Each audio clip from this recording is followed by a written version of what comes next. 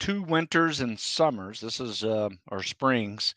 This is our second one, our fourth one actually, where it works like this. You do 3 weeks of calisthenics and cardio, followed by 1 week of lifting mixed into it, and a running deload for that fourth week. And you go through this. I think this be our 20th week. We've been doing it since early spring.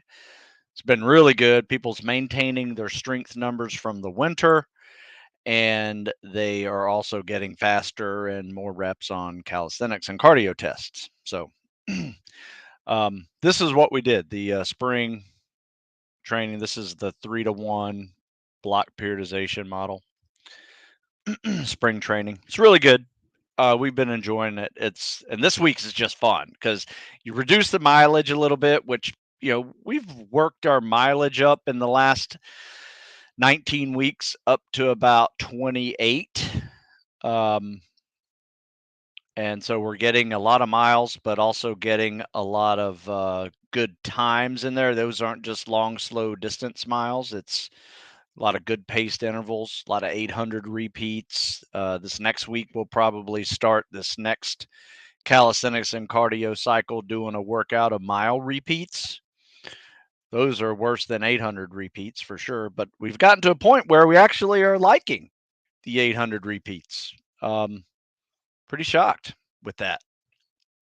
Anyway, I wrote an article this week. Actually, I wrote 4 of them this week. The first one was ignore these words of advice if you want to succeed. I think I mentioned that in a recent Tuesday's podcast because I wrote it on Monday.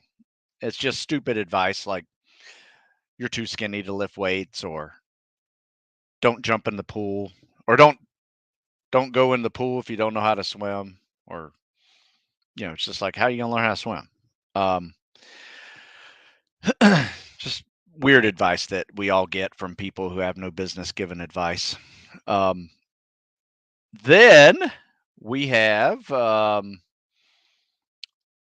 another article. No excuses mindset has been one of my favorite articles. It's one of the recent ones on Stu Smith Fitness. In fact, why don't I will share this one because this is a good one. There's 2 of them I want you guys to check out. The No Excuses Mindset article, which I will put in the comments section, and because this is, I mean, it is what it is. It's like build habits that are excuse proof is what this one's all about. And because not every day is a perfect day, perfect amount of time to train, you just got to get it done.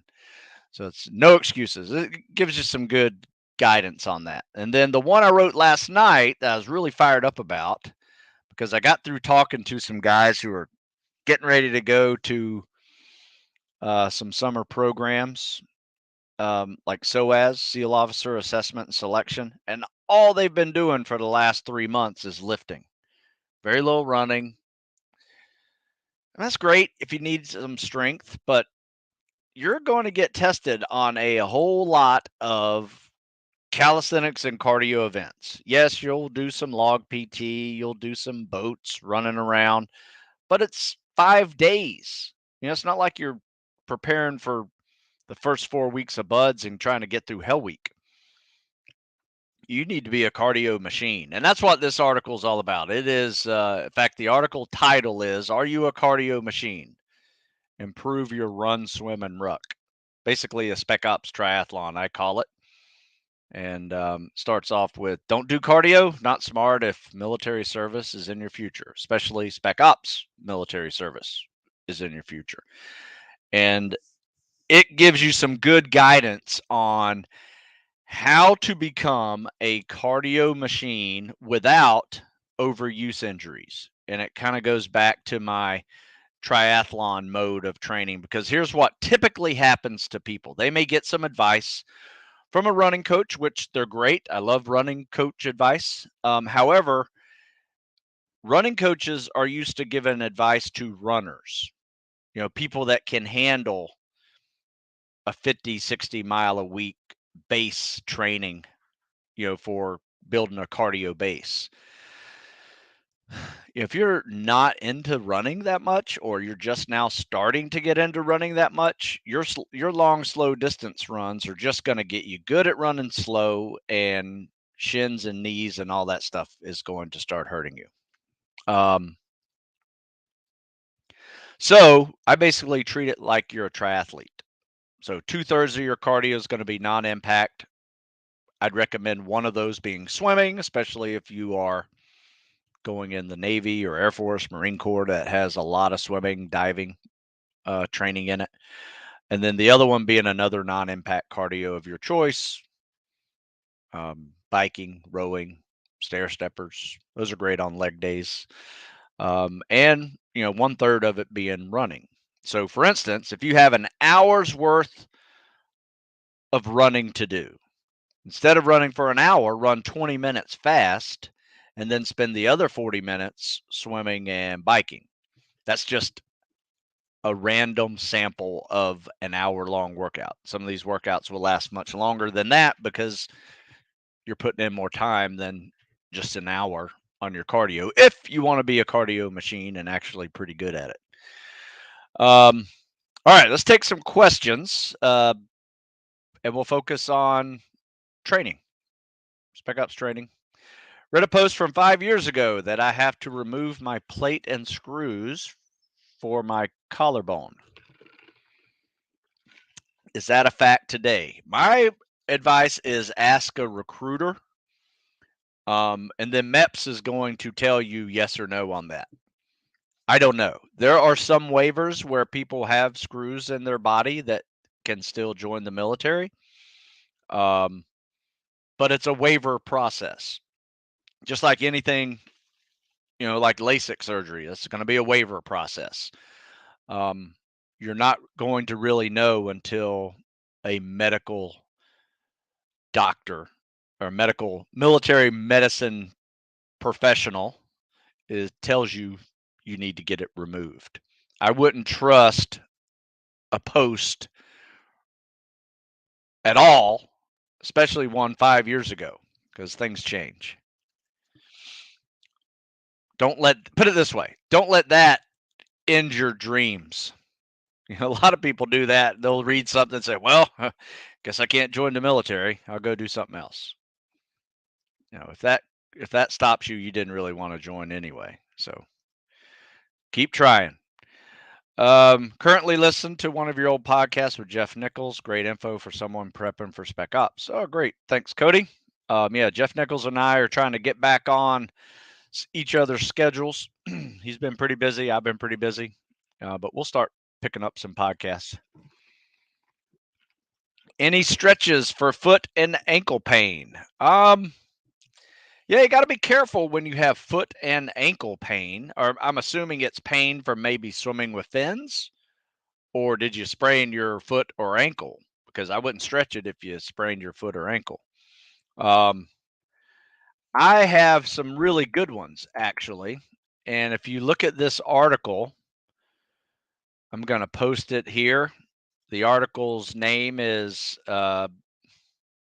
Swimming the CSS and Treading Water Step-by-Step Breakdown Videos.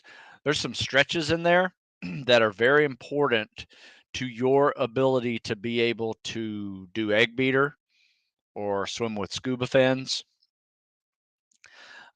Check those out. Those work for me very well. And I've had some guys that could not tread at the beginning of the month, and then adding these stretches a couple of times a week to their treading practices. So they do like 5 minutes of tread followed by 5 minutes of these stretches. Do that for an hour. They were crushing the tread at the end of the month. So easy day. Give it a shot. Let's see. And Buds, every Friday, Saturday, Sunday, did you do any light workouts so you don't feel heavy on Monday? Well, Friday was a butt kicker typically, so you don't have the day off on Friday. You do have days off on Saturday and Sunday, and they're really meant to lick your wounds. I mean, yeah, I'd get on a bike, stretch out, We didn't have foam rollers back when I did it, but a lot of the guys are foam rolling and massage tooling. Um, I also like to go to the pool on Saturday mornings. Not really swim that much, but practice like drown proofing, and then I'd tread water, and that really helped loosen up my hips after a week of running with boats and logs and things like that. So yeah, I would definitely do some light bike, swimming. You're not going to want to run. Um, your legs are just going to be beat. Rest your legs, and then come into Monday well rested. Get some good sleep. Eat well. Don't go out drinking. That's just going to screw up your recovery. All that. How can I get stronger for buds? Well, go to the gym. Start lifting. Start doing calisthenics. Start running, swimming, and rucking. You can go to my website, check out some great articles. Got a ton of them. Got some podcasts too on that very topic. But that is such a vague question that I'm not giving it any more time.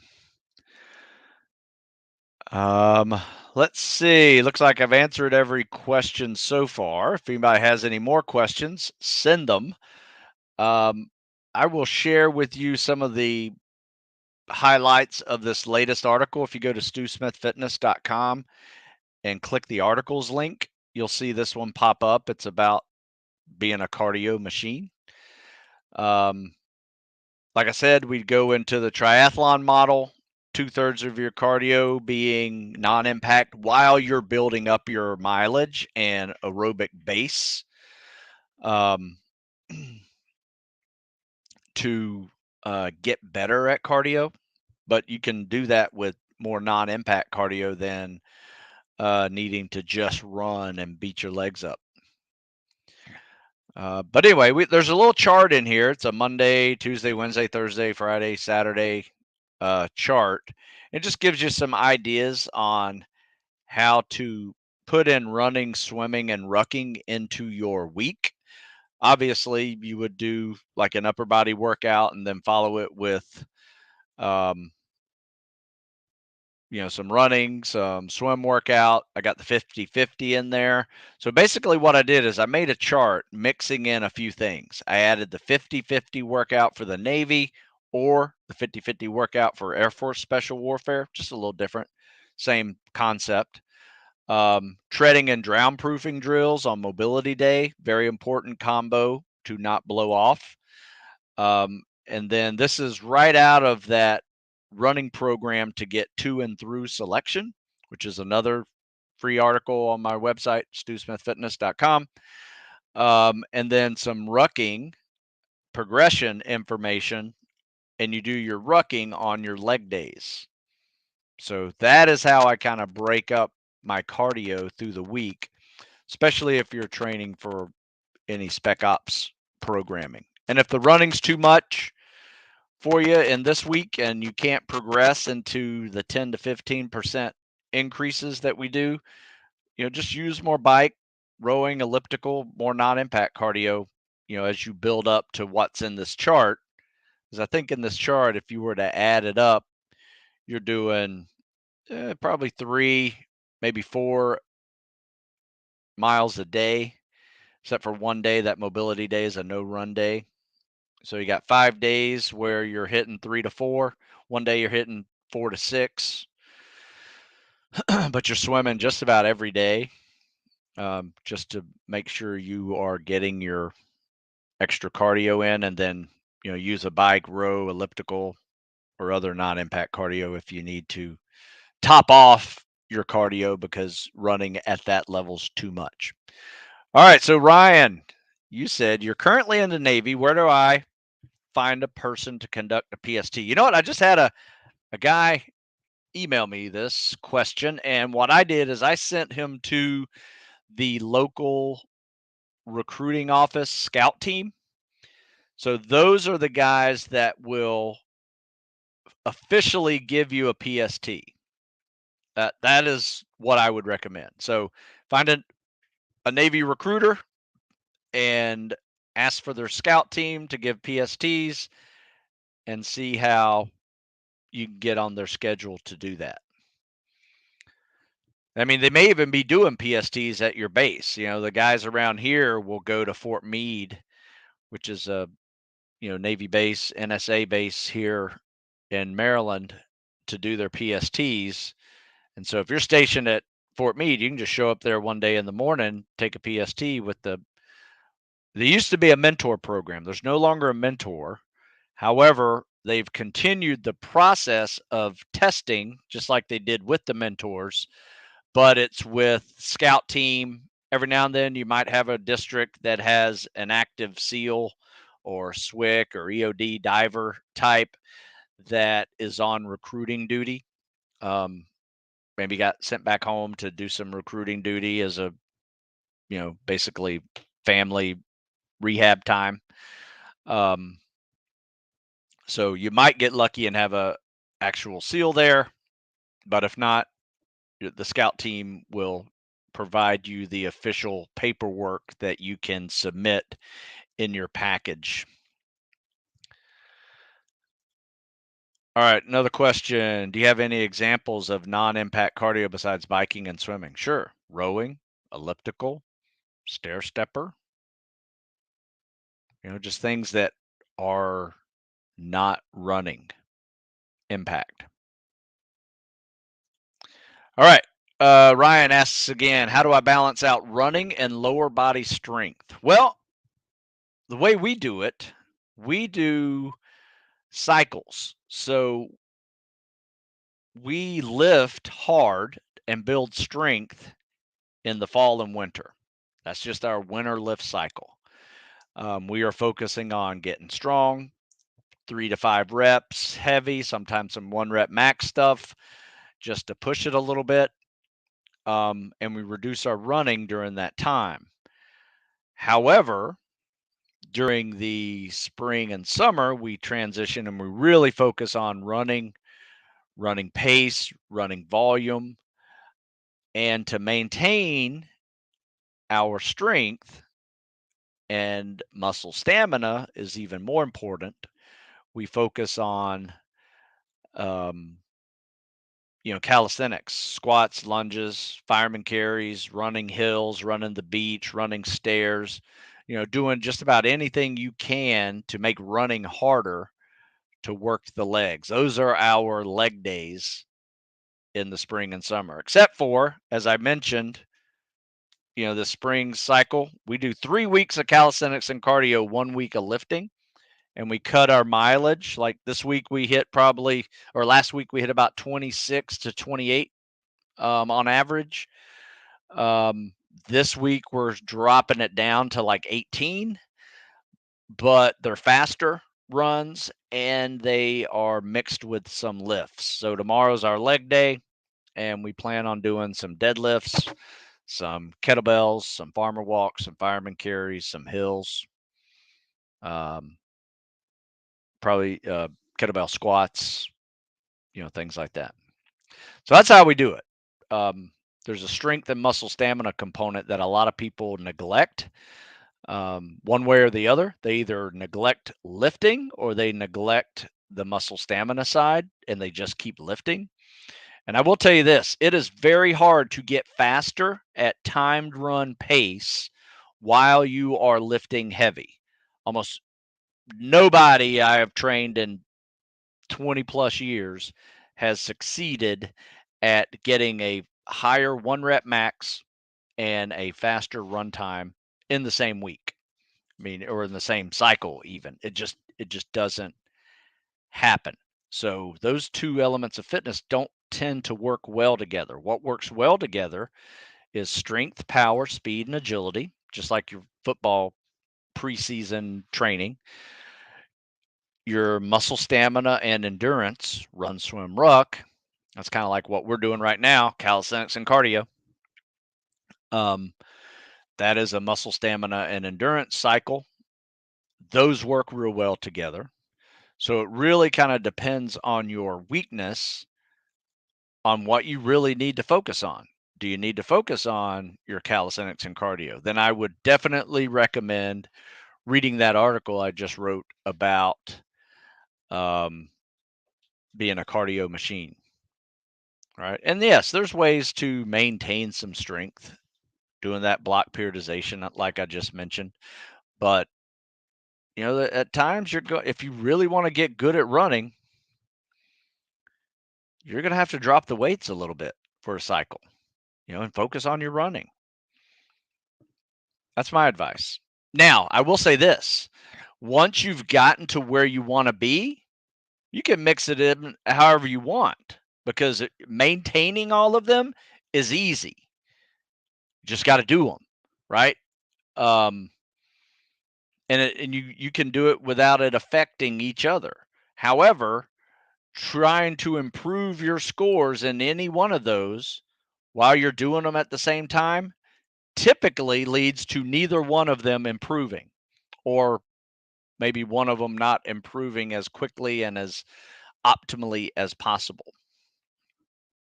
So I hope that makes sense there, Ryan.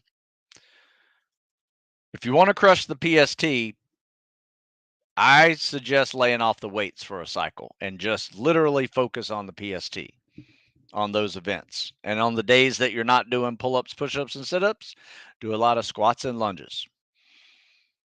You can add sandbags in there if you want, but it's all about your muscle stamina and your cardio conditioning.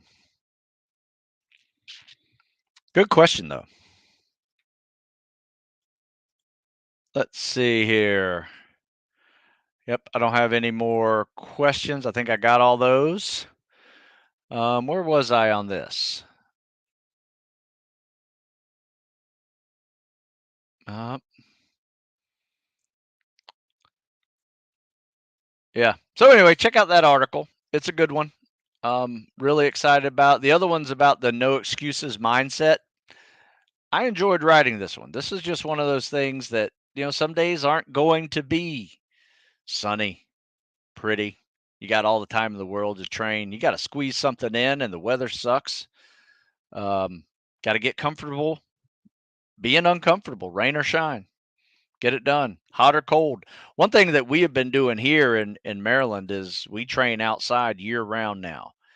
And used to in the winter, we did not. We had a gym that let us use their facilities before their facilities actually opened, which was great. We had a good time. We got big. A lot of guys got really big and strong during that cycle. Um, we've also had, uh, a lot of people really have to rebuild their running during those cycles. But when we worked out outside, I added running into the cycle, just into the workout a little more in short spurts just to stay warm because we were getting cold. I mean, it's below freezing and you're lifting weights. You definitely want to stay warm in between sets by actually jogging and doing some dynamic stretches and things like that. You're just constantly moving to stay warm. And that has been a really good acclimation training for us because guess what? If you're joining the military, you're going to be outside most of the time, depending on your job, and it's going to be hot in many places in the world, really, really hot, and it could be cold, really cold. You got to get used to that, be able to operate. So, and be able to think, while you're tired. So it has been a great transition for us. But check out the article. Some cool pictures in there, us working out in the rain and snow and heat of the day. And it's all about persistence, really. Building persistence and solid habits so you can go into the day after day after day and take that initial motivation and watch it evolve into habits that build discipline, and that discipline and working out when you don't feel like it, even when the weather's crappy. Um, you still get up early and get it done anyway. That's when it all turns into mental toughness. So when people talk about how do you build mental toughness, that's how you do it. One day at a time, one spoonful at a time. You don't watch a movie or watch somebody motivationally speaking to you and you're now mentally tough. You might be inspired, might be pretty motivated that day, but The way to really build it is you do it. You do it every day. All right, good questions coming up. Looks like do they allow electrolytes and buds? Absolutely. They're it is given to you. Water's given to you. You are expected to drink and stay hydrated throughout the day. Otherwise, you become a heat casualty and you will be done. Doesn't take long to become a heat casualty, especially in the summer out there. Gets pretty hot and arid, sometimes humid. Just depends on which way the wind's blowing. For someone who wants to be in the Navy as a submariner, how do they stay in shape while at sea? Do they have cardio equipment? Yes, submarines do. If you get on a boomer, you will have almost full weight rooms. Those things are huge. I mean, have you ever seen a boomer, a ballistic missile submarine, compared to a football field? These are some of the coolest pictures you ever see. In fact, I may even just share one because it's amazing how big those damn things are. Now this one, let's see. I think that's a Russian one. I think the Russians have probably the longest and the biggest one out there. But yeah, this is a cool poster here. In fact, let me I'll bring this up and share it. It's worth sharing. Let me share my screen here. All right, let me know if you can see this. All right, you should be able to. There you go. So if I scroll down here, you can kind of see how long these submarines are. They scroll down, 300. Like this one right here, from 43 to 75. It's longer than a football field, right there, 312 feet. The Nautilus, the first nuclear power one, was over a football field long. George Washington class. This is a boomer, 380. That's a big boy. Los Angeles class attack. These are a little smaller, and they may not have a lot of facilities, but there are places to work out. I would definitely invest in a TRX and some dumbbells, and there should be at least one or two cardio machines on the submarine that you have to share with just about everybody. But believe it or not everybody works out. The Ohio class, this is a big boy. Look at this football field right here. 560 feet. That's a football field and a half. Imagine seeing a submarine. You're on the 50-yard line, and it goes not only past you, 50 yards to the left, 50 yards to the right, but onto the neighboring football field next to you. That's a big, big submarine. And these right here are just nearly as big. Virginia classes, or not quite. But anyway, you get the drift.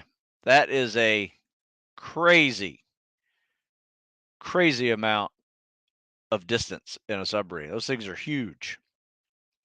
So I was on them. I did STVs after I got out of STT and earned my trident on the STV teams. A lot of diving, a lot of diving. We would, drive our mini sub, link up with the big mini sub or the big sub, and they would find us, and we'd rendezvous in the middle of the ocean at night, and that was quite a mission.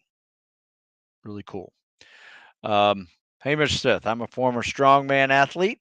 Got your calisthenics and cardio book. Hey, thank you. I was wondering how to start it today, being late in the summer. My goal is to become a Navy SEAL. It doesn't matter. It does, you don't have to be on my seasonal program. In fact, we've had winter lift cycles where guys like you and football players joined us for the first time, and I put them on the calisthenics and cardio cycle because the last thing they needed was to be lifting weights with a bunch of dudes that needed to lift weights. They would help us out with technique and things like that, but they would be focused primarily on running, some non-impact cardio in the gym, and doing calisthenics. I let them lift. Maybe if we were doing 5 sets, they could do 1 or 2 sets just to kind of feel the weight again. But most of it was all cals and cardio. So my suggestion is, look in there. There's a beginner, intermediate, and advanced version of the cycle. I think it's like an 18-week process that takes you from beginner to advanced. Um, so, given depending on where you are, I would assume you probably be at least in the intermediate stage, not the beginner stage. So, start at that intermediate, see how you can do. And remember, these aren't personalized programs, so you may have to adjust accordingly. You may need to add more swimming if you need to add more swimming, or pull back on the running if the running's too much, and replace that running with some non-impact cardio, especially if you're a big guy. We've had some 280, 300-pound plus dudes join us. And that was the last thing I did with them, was put them under a barbell, just because they needed other elements of fitness. They were going to be stronger than anybody at Buds or Ranger training or SF training, just because that's their natural tendency, just to be strong. Even if they quit lifting for a year, they would still be stronger than the average person, going through any of these training programs. I didn't lift for a year, and I wasn't, I mean, I was a power lifter, a football player. I had some good strength numbers, but I didn't really lose a lot of strength, even though I didn't lift for a while. I did calisthenics, biking and swimming and running, for a good 18 months, then went through all the pre-selection stuff and became a good candidate. And then, as I was finally preparing for my last few months of getting ready for Buds, I added in some overhead presses and weighted lunges, because I knew log PT and um, lunges and overhead stuff was coming up. But it was mostly more geared towards muscle stamina than it was 1 rep max strength. I didn't even consider 1 rep max strength at all. So I figured if I did that, I'd probably just hurt myself.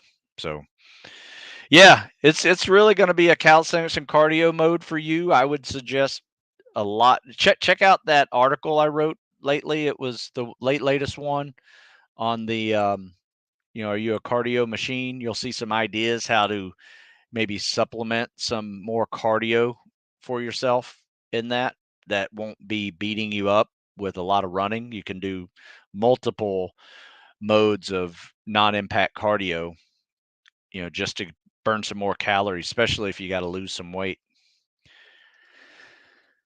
Let's see. Is there a total yards per week with and without fins you recommend to get ready for Buds? Already swimming a 730 500 CSS. Yeah, if you're swimming a 730 500 CSS, don't worry about swimming without fins, other than just for maintenance and conditioning. I would work on treading. Hopefully, treading is good for you and it's easy. 10-minute tread, no hands. Make that be easy. You'll see that again. And then, yeah, we do fins on leg days, and sometimes we'll do it on a cardio only day. So, my advice is 3 days a week max, mostly 2 days a week is how we swim with fins. And we usually do it anywhere between 2,000 and 4,000 meters per swim. Sometimes we'll swim 1 mile, sometimes we'll swim 2 miles. So just remember that a nautical mile is 2,000 yards. So whenever I say 2,000 yards, that's 1 nautical mile.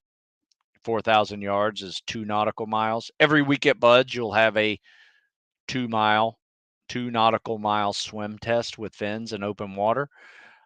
If you can get some open water, that's really wise, because you can then be, working on other things just besides leg strength and ankle mobility, which is needed for swimming with big scuba fins. You can focus on swimming straight in open water. My recommendation is don't swim away from shore for a mile and a mile back. Just swim parallel to the shore. Try to find your turnaround spot and swim straight to it. Work on your guiding. Find something that you can swim straight to, and look up every 5 or 10 strokes to make sure you're still swimming that direction. A lot of us, whenever we swim, will go like this or we'll go like this, depending on which side's a little bit weaker. Depends on how you're gliding. I've seen a lot of guys not be able to get into a position of gliding like this, and they're kind of like this. So they actually swim like a banana, so their body's like this versus straight out, right? So when your body positions like this, you're going to constantly swim this way. In fact, I have seen a guy a couple of times swim in a complete circle in about 5 minutes. So he started swimming.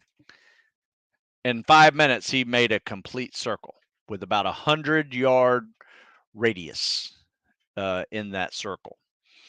So those are the things you have to look out for when you're swimming with fins in open water. Another way to do it too is you could close your eyes or black out your mask in a pool and just try to stay straight and feel your way through it. You feel yourself hitting a lane line. Obviously, you now know which way you're going to tend to drift in the open water. So you got to try to fix that consciously, or just know you're going to drift that way and make subtle corrections every 5 or 10 strokes to kind of, before you go too far this way, you already make a correction. So there you go. That is what I would do. Shane asks, bought your Army Spec Ops workout book for SF and Rangers. Could you talk about how we should be managing our rest periods during run exercises? You know what? Resting is relative. And I'll tell you why. Some people need to rest a minute in between sets. Some people can do another exercise and make it an active rest.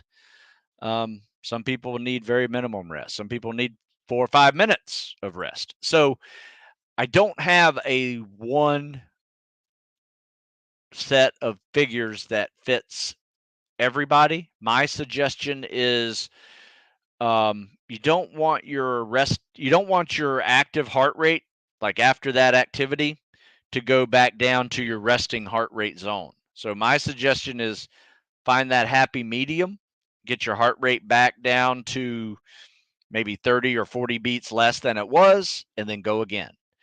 So let's say you hit a 160 on your heart rate, when you're finishing a set, let it drop down to about 120 and go again. If you can practice breathing deeply during those rest periods, you may find that you don't need to rest as much. You can get that heart rate back down, sometimes 15, 20 seconds. So resting depends on you.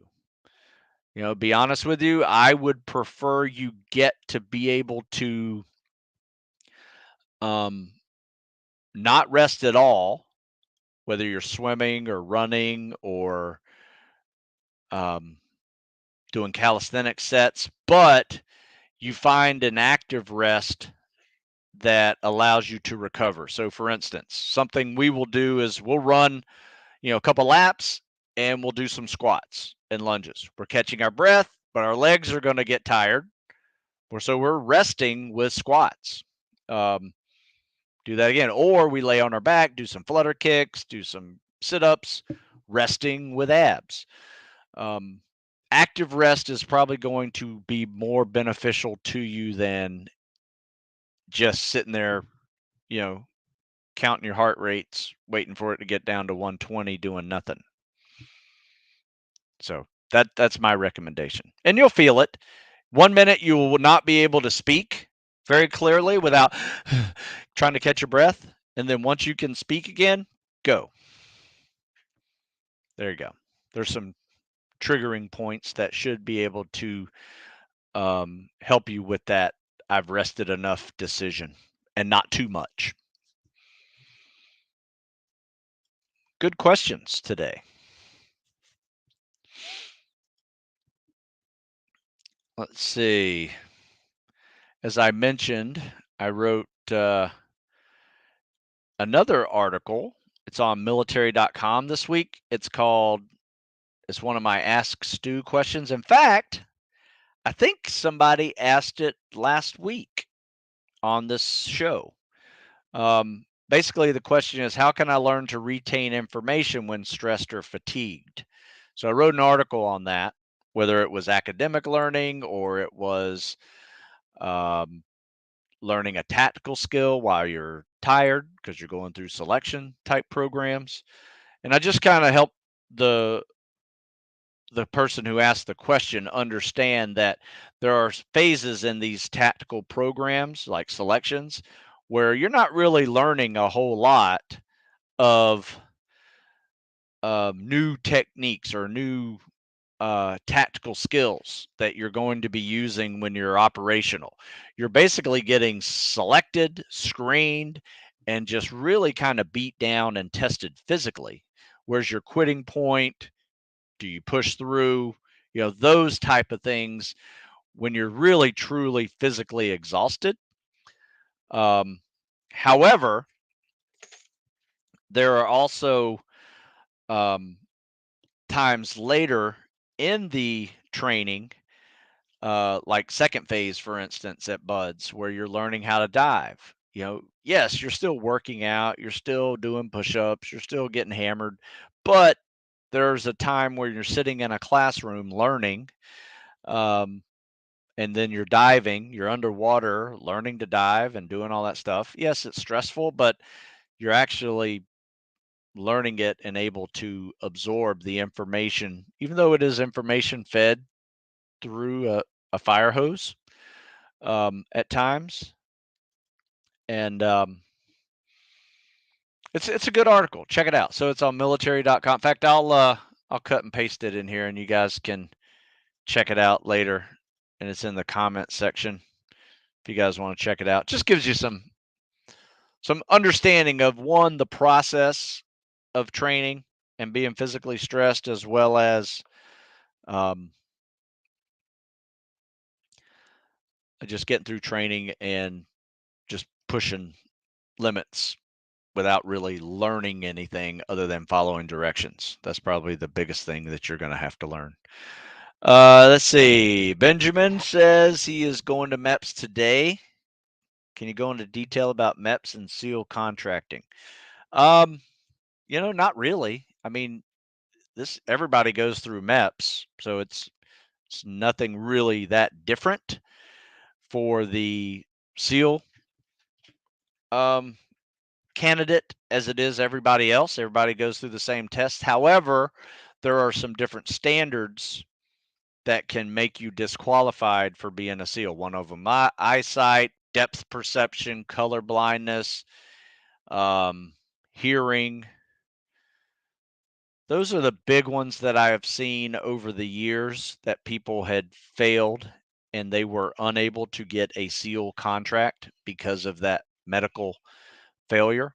So, and there's really not a whole lot you can do about it. I mean, it is either you have these abilities or you don't. Unfortunately, there's no waiver process for any of those things I just mentioned. So those are the big ones.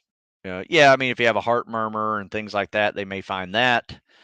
Um, we had one of our guys a few years ago get discovered that he had cancer, didn't know it. So he couldn't join the Navy. However, he could several years later after he got treated for testicular cancer and wound up beating testicular cancer and buds in the you know in his life, which is pretty good. Whew. All right. Let's see. Mike says, but unfortunately, if you have a question about MEPS and SEAL contracting, you should be reading um, SEALSWIC.com because they really kind of go over the whole process with you there. I mean, they're going to try to not let you join the military. That is what MEPS is all about. Whether it's from you doing drugs, you what pharmaceuticals you've taken, your medical history, your criminal history, your academics with the ASFAB, your ability to graduate high school. I mean, all those things are taken into account, and you either get a yes or no that you can come back. Mike DeCook is losing weight. That's good. From 169 to 152. Nice work. I got a gift today. If anybody's interested in going Air Force Special Warfare, I have an extra book that I've already packaged up. It's a book just like this. It's just my Air Force Special Ops workout. I'm going to come up with a number. In fact, I'll write a number right now. And it's a single digit number, so we don't have to play this game for very long. It's a single digit number.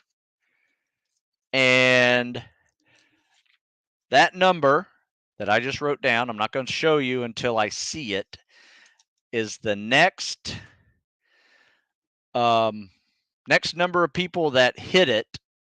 You know, the magic number of that person that hits it that says, and you have to say this in the comment section, AFSW. So that is Air Force Special Warfare. So you have to type in this in the comment section, AFSW in the comment section. If you want this book sent to you for free, I will send it to you for free. So that's our little game we'll play in the next 3 to 4 minutes. Then I got to bail. But in that process, what I want you guys to do is tomorrow we'll be back here at 9 o'clock, and I will be doing a show with CSS critiques in it. So if you have any combat swimmer stroke videos or videos of you swimming something or underwater swims or whatever, you want me to critique it, I am happy to critique it on the show or individually. Any submission I get, you will get an email from me saying this is what you're doing right or wrong. Here's how you fix it. But I'll also show it on the show as well, especially if it's a real common problem that I know a lot of people have. I'll show it and explain how you fix that. So that's tomorrow, CSS critique along with some live Q&As. If you go to my TikTok page, StuSmith50, same address as my Instagram page, follow that, and I post up videos up there of nothing but swimming and me voiceover correcting them. Some of them are perfect swims, and you can see the way to do it perfectly. Some of them are screw ups that you need to fix. So yeah, check that out. That's a really good, useful program. You know, long before there was TikTok and Instagram, there was this YouTube channel, and I probably posted 100 combat swimmer stroke videos on here. I know I got like 500, 600 videos on there now, full of podcasts, these live Q&As, exercise videos that I link into my ebooks. Just a lot of things to sift through, but you can search them if you're interested in finding just the CSS videos on there as well. So until I get that number, AFSW, nobody's even wants it. AFSW. Sorry, got to type. Type AFSW. I'll send you a free program, printed book. Are you going to be changing, updating any books you have? Yes, this year there are a few updates actually coming. Most of them aren't